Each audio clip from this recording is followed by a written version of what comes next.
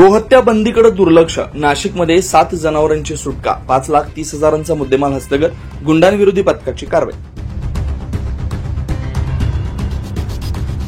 राज्यात गोहत्या बंदी कायदा लागू असतानाही नाशिकमध्ये सर्रासपणे गोहत्या होत असल्याचं पाहायला मिळत आहे. गुरुवारी गुंडांविरोधी पथकाला नाशिक रोड कृषी उत्पन्न बाजार समितीतून गोवंश जातीच्या गायी कत्तलीसाठी घेऊन जात असल्याची गोपनीय माहिती मिळाली.